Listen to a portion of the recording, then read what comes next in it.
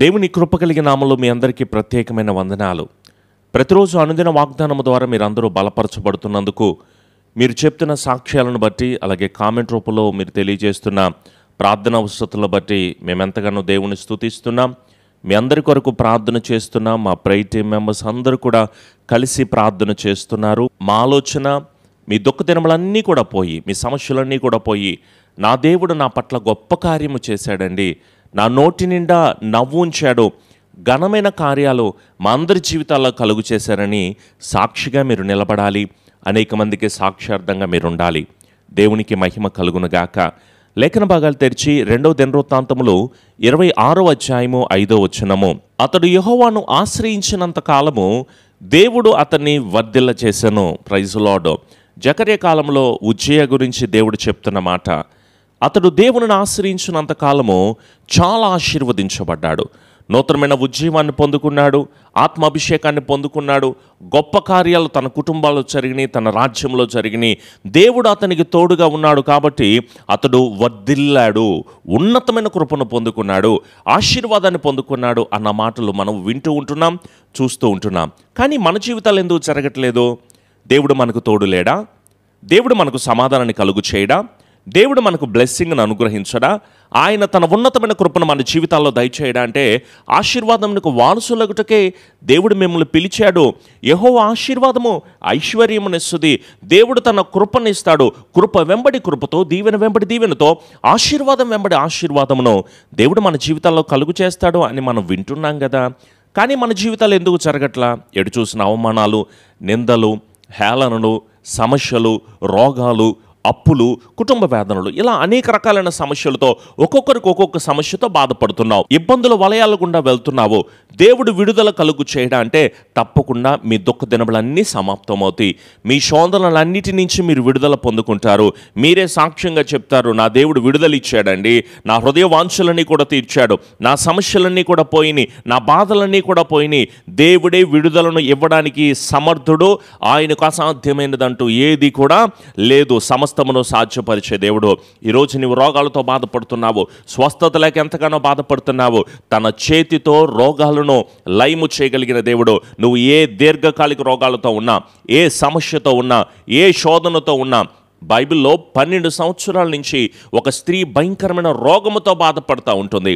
ఎంతోమంది వైద్యుల దగ్గరికి వెళ్ళింది, మంత్రగాళ్ళు తంత్రగాళ్ళకు చూపించింది, కానీ తాను విడుదల పొందుకోలేకపోయింది. అయితే ఎవరో చెప్పారు, యేసు దగ్గరికి వెళితే, ఆయన దగ్గరికి వెళ్ళి నీ మనవి చెప్పుకుంటే తప్పకుండా విడుదల పొందుకుంటామంట, స్వస్థత పొందుకుంటామంట, అనేక మంది మేలులు అలా పొందుకున్నారు అని చెప్పేటప్పటికి ఈ తల్లి బయలుదేరి వెళ్ళింది.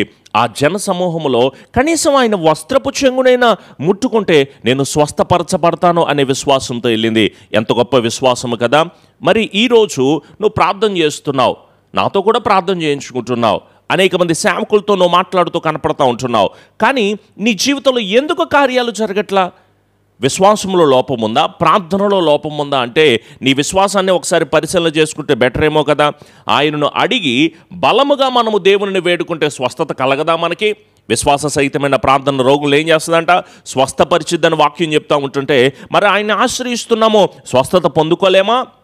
నీ జీవితంలో నీకున్న ప్రతి శోధన నుంచి, ప్రతి ఇబ్బంది నుంచి నజరేయుడైన యేసు నామములో నీ విశ్వాసం బట్టి స్వస్థతను పొందుకుంటావు. ఎంత దీర్ఘకాలిక సమస్య అయినా కావచ్చు, అనేక సంవత్సరాల నుంచి స్ట్రగుల్తో బాధపడుతున్నావు. ఈ సమస్య నాకు ఎప్పుడు తీరిద్ది, ఈ బాధ నుంచి నేను ఎప్పుడు విడుదల పొందుకుంటా, ఎప్పటి నుంచి ఈ సమస్య నుంచి నేను బయటపడతానని ఎంతగానో బాధపడుతున్నావు కదా. ఆయన దగ్గరికి రా, మోకరించు, ప్రార్థన చేయి, విశ్వాసంతో నువ్వు వేడుకుంటే పరిపూర్ణమైన స్వస్థత నువ్వు పొందుకుంటావు. ఎందుకంత డిప్రెషన్తో నువ్వు బాధపడాలి? ఎందుకంత వేదనతో నువ్వు కృంగిపోవాలి? విడుదలనిచ్చే దేవుడు ఉన్నాడు కదా. సాతాను అంటాడు, నీ బ్రతుకుల్లో ఏమీ పొందుకోలేవు, నీ జీవితం అంతా ఇలాగే నాశనం అయిపోద్ది, నీ బ్రతుకంతా పాడైపోయింది అని సాతాను గడు మాట్లాడుతూ ఉంటే నేను చెప్పగలను, దేవుడు ప్రతి శోధన నుంచి విడుదల కలుగు చేయగలిగిన వాడు. నీ స్ట్రెస్ నుంచి, నీ డిప్రెషన్ నుంచి, నువ్వు ఎదుర్కొంటున్న భయంకరమైన బలహీనకరమైన స్థితులన్నిటి నుంచి కూడా దేవుడే విడుదల కలుగు చేయడు. మందుకి, డ్రగ్స్కి, వ్యభిచారానికి, పాపానికి, భయంకరమైన జీవితంతో బందీగా మారిపోయావు కదా. రా, విడుదల పొందుకో. ఈ లోకంలో ఎవ్వరూ నీకు విడుదలనివ్వలేరు. నీవు చేసిన పాపాలను ఎవరూ క్షమించలేరు. కళ్ళతో, మాటతో, చూపుతో, తలంపులతో అనేక రకాలైన తప్పులు చేశావు కదా. దేవుని దగ్గరికి వచ్చి నువ్వు వేడుకొని ప్రభువా నాకు విడుదల కలుగు చేయని అడిగితే తప్పకుండా దేవుడు మీ అందరికీ స్వస్థతనిస్తారు, విడుదలను ఇస్తారు. నేను చెప్పగలను, మీరందరూ ఆశీర్వదించబడతారు. ఎవరు చెప్పారు నువ్వు దీవించబడలేవని? ఎవరు చెప్పారు నువ్వు ఆశీర్వదించబడలేవని? నీ వల్ల నీ కుటుంబం ఆశీర్వదించబడుతుంది. నువ్వు ఫిజికల్గా, మెంటల్గా, ఫైనాన్షియల్గా, స్పిరిచువల్గా నీవు ఆశీర్వదించబడతావు. నీవు దీవించబడలేవని ఎవరన్నా చెప్తా ఉంటే సాతాను వచ్చి నీ బ్రతుకు అయిపోయింది, నీ జీవితం అయిపోయింది, ఇంకేమీ లేదు అంటా ఉంటే చెప్పు సాతానుగాడితో, నేను ఇంతకుముందు మారు మనసు లేని దానిగా ఉన్నాను, మారు మనసు లేనివాడిగా ఉన్నాను, కానీ ఇప్పుడు నేను రూపాంతరము చెందా, మార్పు చెందా. ఇదే నా మారు మనసుకు తగిన సమయము. ఇప్పుడు దాకా ఉంటున్న వ్యభిచార మనసును తీసేస్తున్నాను, పాపిష్టి ఆలోచనలు తీసేస్తున్నాను, వ్యర్థమైన ముచ్చట్లో లేనిపోని మాటలో నేను మాట్లాడడానికి ఇష్టపడట్లేదు, నా తలంపులను మార్చుకుంటున్నాను, నా తాగుడు జీవితాన్ని నుంచి విడుదల నేను పొందుకుంటున్నాను, ఎదుటివారి ఎదుగుదలను చూసి నేను ఎంతగానో సంతోషిస్తున్నాను, నా పాపపు జీవితాన్ని వదిలిపెట్టేస్తూ ఉంటున్నాను. ధన వ్యామోహముతో, అక్రమ సంబంధాలతో ఒకవేళ ఈ రోజుకి బందీగా ఉంటున్నారేమో, వద్దు. అలాంటి వాటన్నిటిని వదిలిపెట్టండి, విడిచిపెట్టండి, దేవుని మీద ఆధారపడండి. దేవా నేను ఆశ్రయిస్తున్నాను. వాళ్ళు ఆశ్రయించారంట, ఆశీర్వాదాన్ని పొందుకున్నారంట అని చెప్పడం కాదు, నువ్వు సాక్షిగా నిలబడాలి. నేను నా దేవుని ఆశ్రయించినంతకాలం నా దేవుడు నన్ను వదిలిపెట్టడండి, నన్ను విడిచిపెట్టడండి, నన్ను అంచెలంచెలుగా దేవుడు వర్ధిలింపజేశాడు, ఆశీర్వదింపచేశాడు, మేలుడి చేత నన్ను నడిపించాడని నువ్వు సాక్ష్యం చెప్పాలి. ప్రార్థించి ఈరోజు నుంచే వాక్యాన్ని జాగ్రత్తగా వినో, ఆధ్యాత్మిక స్థితిలో బలపరచబడు, ఆయన ప్రేమను తెలుసుకో, ఆయన నీ కొరకు కల్వరి శిలువలో బలియాగమైన ఆ శిలువ భారాన్ని నువ్వు జ్ఞాపకం చేసుకుని నువ్వు ఎప్పుడైతే నిలబడతావో అప్పుడే నువ్వు ఆశీర్వాదాన్ని పొందుకుంటావు, అప్పుడే నువ్వు కృపను పొందుకుంటావు. ఎవరు ఎన్ని మాటలు అంటున్నా, హేళన మాటలు అంటున్నా, అవమానకరమైన మాటలు అంటున్నా సరే, నీ కష్టాన్ని దీవెనగా మార్చేది ఆయనే, నీ కన్నీటిని ఆనందంగా మార్చేది ఆయనే, శ్రమను ఆశీర్వాదకరంగా మార్చేది, నీ దుఃఖాన్ని పూదండగా మార్చి, నువ్వు ప్రతిరోజు ఏడుస్తున్నావు, కన్నీళ్ళతో బాధపడుతున్నావు, అయ్యో మాటలు రావట్లేదు పాస్టర్ గారు, చెప్పుకోవడానికి కూడా కుదరట్లేదు అంటున్నావు, ఏం పర్లేదు. నీ అందము, డబ్బు, పేరు, బంగారం, గర్వం, బలం వీటిని చూసి ఆశీర్వదించే దేవుడు కాదు. నువ్వు మొరపెట్టి ఆయనని అడిగితే దేవుడే నిన్ను సంరక్షించగలిగిన వాడు, కృప చూపగలిగిన వాడు, అసత్యములోకి సత్యములోకి నడిపిస్తాడు, చీకట్లో ఉంచున్న నిన్ను వెలుగులోకి నడిపిస్తాడు, మరణాపాయ పరిస్థితుల్లో వెళ్ళిపోతున్న నిన్ను ఉన్నతమైన జీవములోకి నేను నడిపించడం కోసమే కదా మరొక క్రిస్మస్ వచ్చింది, మరొక ప్రార్థనా కూడికలు ఏర్పాటు చేసుకుంటుంది, మరొక సంవత్సరాన్ని మన జీవితంలో ప్రభు కలుగు చేస్తున్నది. ఇకనైనా, ఇప్పటి నుంచైనా, ఈ సమయం నుంచైనా ఆయన మీద ఆధారపడదాం.